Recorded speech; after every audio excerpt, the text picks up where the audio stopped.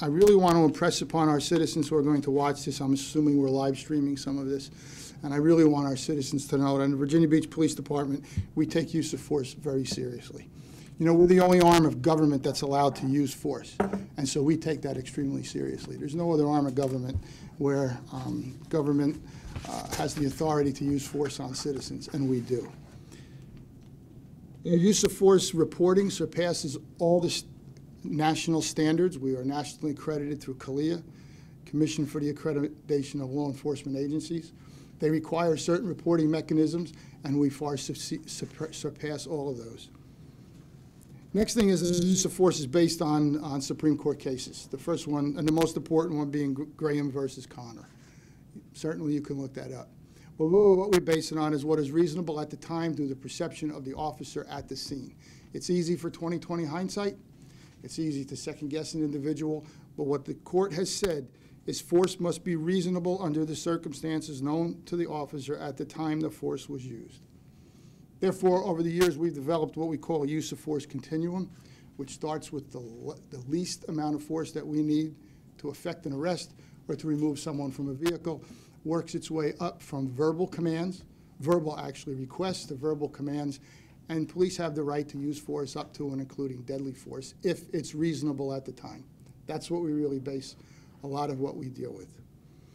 I also want everyone to know that at the time of this incident, the sergeant reviewed the taser video. Our tasers are equipped with videos. The sergeant also reviewed the use of force report that the officer submitted. The sergeant, due to our internal process mechanism, contacted our trainers and asked them to review it to determine whether or not the taser was used within our policies, our procedures, and our training. So, again, I would like our citizens to know our internal process mechanism is working because we were already investigating this case. Officers were in the area that they were in due to a number of citizen complaints through civic leagues. And the officers had the legal right and the legal authority to stop the vehicle. The officers developed probable cause to search the vehicle. This falls under what's known as the Carroll Doctrine, where an officer could search a vehicle upon probable cause. Officers then have the right and the authority to remove individuals from the vehicle for two reasons. One is for their safety, and the second reason is so that evidence is not tampered with. We do this all the time in police work.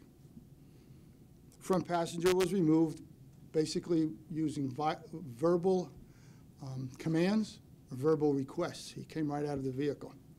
The front driver was eventually removed after a lengthy discussion based on verbal commands. The rear passenger refused to leave the vehicle.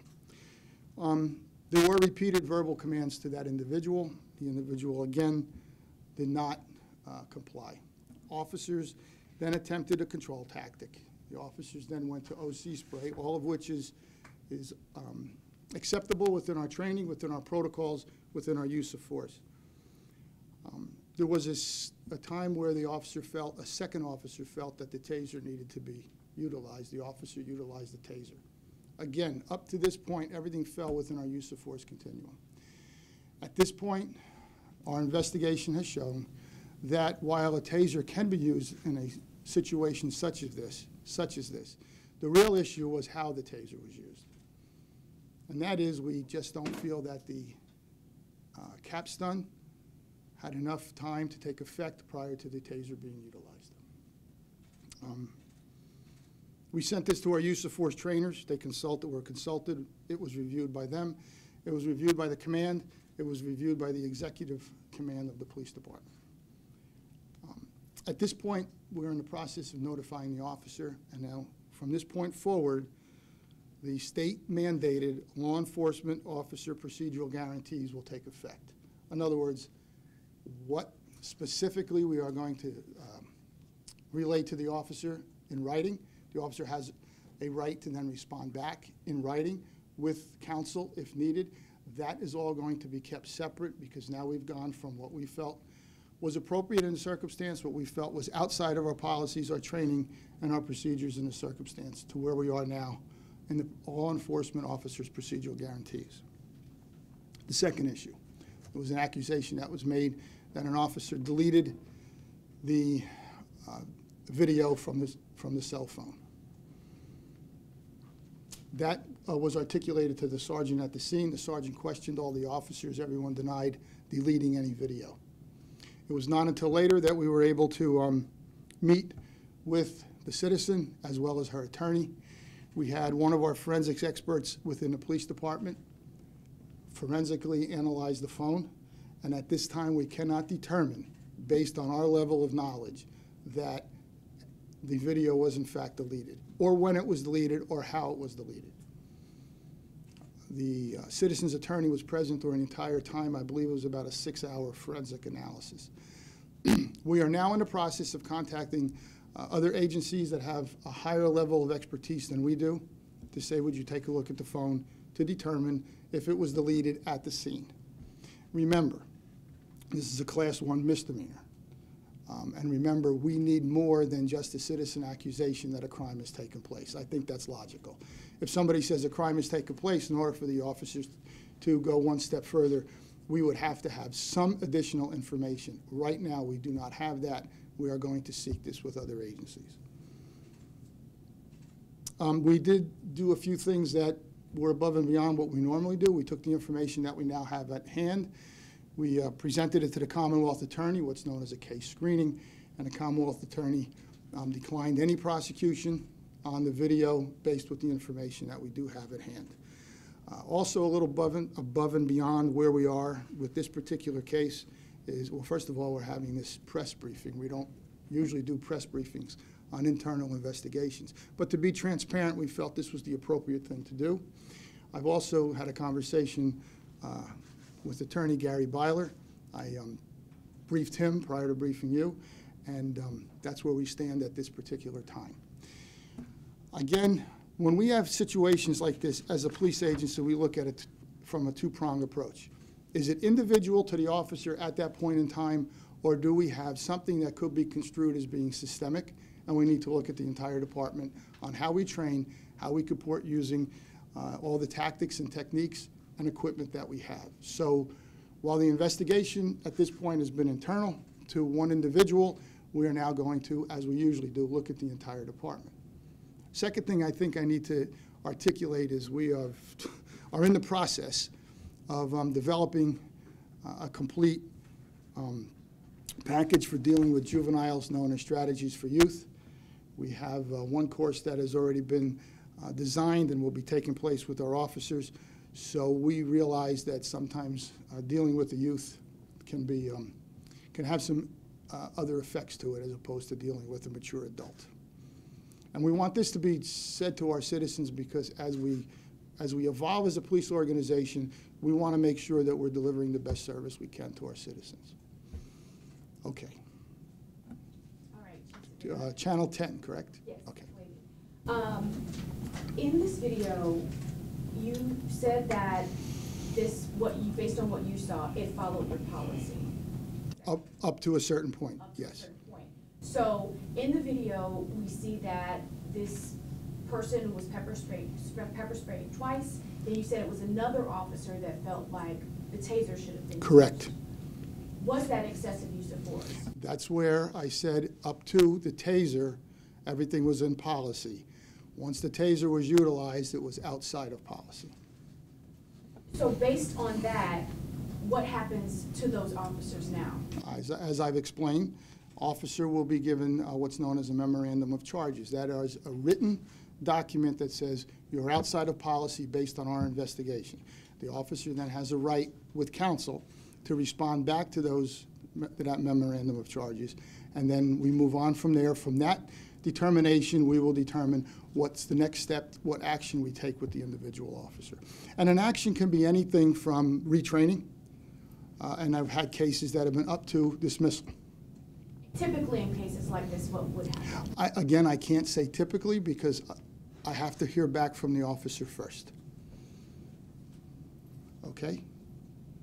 You talked about... Well, wait a minute. I said we'll go from left to right, so I'm going Channel 13, correct? Channel 13, okay. That's right.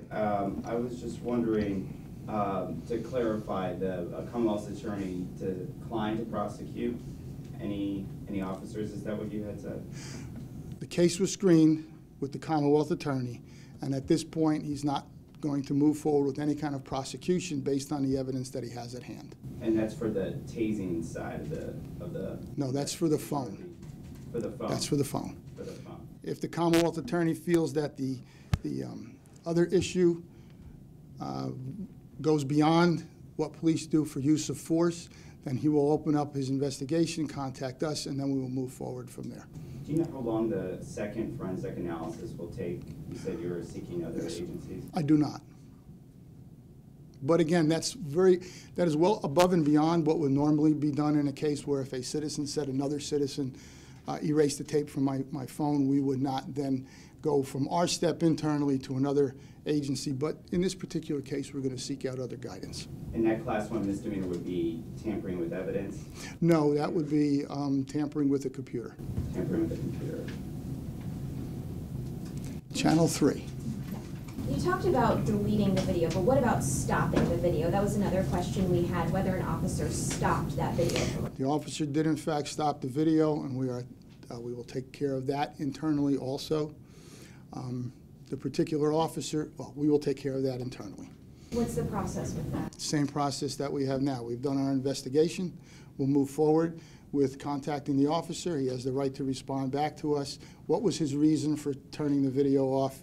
And we'll deal with that. Basically, what we would say is, if that's an individual's private property, unless you need to move it to search the vehicle, don't touch the private property. Now, in searching a vehicle, we will move private property. I think that would be common knowledge. You have to move private property. But in this particular case, we would have an issue with whether or not the officer should have stopped that video from recording at that point forward. Okay.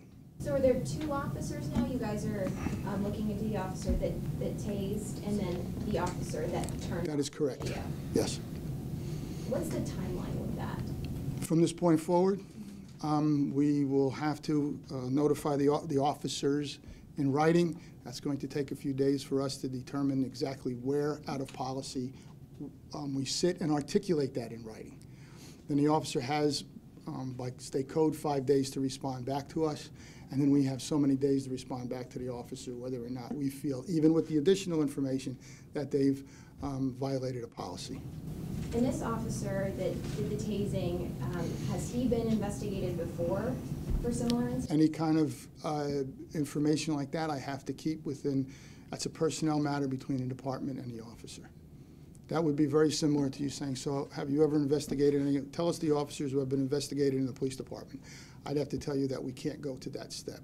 And again, it's because, you know, with all fairness, in public sector employees are given certain guarantees to rights so that they're just not summarily hired and fired at will. We have to have a reasonable, articulable reason in order to move to the next step. Channel 10. Chief, doesn't the United States Supreme Court give your officer the right to turn off the camera, but not to go through the camera to look for any type of evidence and would then need a search warrant? At some point, isn't he allowed to turn the camera off?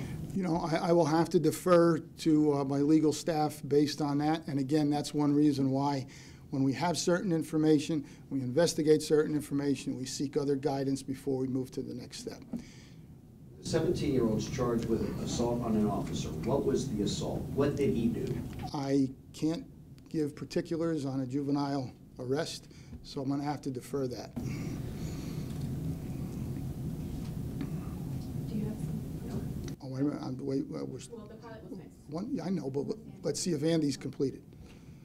No, you're all dead. I want to make sure I understood. I want to make sure I understand. We had a pepper spray, which was in policy. We had another pepper spray. Correct. Was that in policy? Yes, there was. Then we had a taser that was not in policy, that you did not allow, the officer did not allow the pepper spray time to work. And that is where, according to policy, a taser could have been used, should it have been used at that moment. We know from that point forward that the taser, while it could have been used, was not used appropriately at that time. That is why we need, again, to get the officer to respond back. What was his reason for using the taser when he used it? We have to hear back from him. Have you been told that there is any possible way, and I'm not an expert, but I have tried it, in order to get a time footprint, if you will, on when video is deleted? Isn't it entirely possible that you will never be able to determine when the video was deleted? Did your officer delete the video, or did the person who, the young lady, delete it herself and is trying to say the police officers deleted it? Yeah, that's a very good question, and that's the question which is the crux of the second part of our investigation. Is there a timestamp that says the video was deleted? Right now, we cannot find if there is. We do know that it's a new system that Apple has, and it's a little bit beyond our capability within our agency. The particular officer, who is highly trained, did do about a 6-hour forensic analysis. I believe there was 29,000 pages of information. No, 29,100 pieces of information in that phone. Right now, we can't determine if or when it was in fact deleted. So we will take this to the next step. And again, this is beyond what is normally done in an investigation like this. The 17-year-old is in the back of the car. He is cornered. He's not going anywhere. Was it proper? The fact that he was he was mouthing off, I think that's clear and evident in the video. The officer started to raise his voice. Was it proper to use any force at all, since he is in the back of the car? He's not going anywhere. Waiting him out, was that ever given to be a possibility instead of going in with a pepper spray? He wasn't going anywhere. If you watch the entire video, it started at a certain time. Officers had already been engaged with the individuals prior to that. So in our use of force continuum, the officer, then you could see him reach in the car to use a hands-on. You could see what the result of that was. So the officer then went to a pepper spray. And a pepper spray is something that is allowed in our agency, is pretty much allowed in any agency across the country. Pilot. One last question about what was he grabbing for? In the video, we see him grabbing for something. Is he grabbing for his head? Is he trying to grab his hat? The first time or the second time the officer attempted to use a compliance technique. Well, the first time he grabs his head twice. I was just wondering what he was grabbing for. What was he trying to do? Pull him out by the head? I couldn't tell you that. Pilot. I just want to be totally clear on the two, so there are two officers. Where do each of them stand right now in terms of the investigation? Like, I just want to make sure that's clear. Okay. And through the process. The first officer, we are going to communicate to the officer as articulated by the law enforcement officer procedural guarantee in writing. The officer then has the right to respond back to us. The second officer, we need to have another forensic analysis of the phone to determine whether or not we could show probable cause or and then proof beyond a reasonable doubt that at that moment in time when he turns the phone off that he deleted any information in the phone. That's the crux of the second officer. So the first officer was the one who used the taser. The second one was the one who may or may not have touched the phone and deleted. Correct. Okay. The first officer, as you're going through this process and you're communicating with him in writing and waiting for his response, is he working? Is he on administrative? He's on not administrative leave. He's on administrative assignment. We give our officers administrative assignments. I think at this point we've pretty much covered the entire, what I can release at this particular time on the investigation. I'll give Channel 10 one more question. Thank you. And then I'll give 13 one more question. So my three main reporters, you get one more question. Well, the reason I stopped asking was because I want everyone to get an opportunity. Okay, and that was very polite of you. I didn't ask at that time. I just want you to know. So, And- as for the taser video, has that been released to anyone at this point? No, it is not. Why not? Because at this particular time, one, it's on an internal investigation, and number two, I have to contact the Commonwealth Attorney to see if they would allow release of that based on any kind of criminal investigation. At any point, will it be releasable? I would have to defer to my legal staff on that. Are there any circumstances in which a juvenile can wait on their parent to get there before any action like this is taken? In our policies and procedures, and that again, which is accredited on a national accreditation, we have to contact the parent if we're going to interrogate a juvenile. That is, we read a juvenile his or her constitutional guarantees, then we are supposed to contact the parent. To tell a juvenile to be removed from a vehicle, we don't call parents, especially in this particular case, the juvenile had no standing in the vehicle. It wasn't his vehicle. He had no property ownership of the vehicle. He was merely a passenger in the rear seat. And again, the officers remove people from a car for their safety and for the fact that contraband could be destroyed. We understand that one of the charge against the female passenger was dismissed. Are there any talks at this point of dismissing any charges against the male passenger, the other juvenile in the car? No. Can you confirm how many times the teenager was tased? We've heard various amounts, multiple, but can you tell us how many? It was a total of 3. And were they all caught on video, or is it outside of the car as well? Which video? Sorry, the cell phone video. Was that 2? 2 on the cell phone video, 1 outside, which, again, was our video, which is what launched our internal. Now, I'm going to do one more question for 10 because you've been very patient. And I think we've kind of exhausted most of this. One other question. Yes. How long was the entire interaction from the moment that they were pulled over until the very end? I don't have the exact time on that. This video is about 4 minutes. The video, well, There was an interaction before that. there was an interaction well prior to that.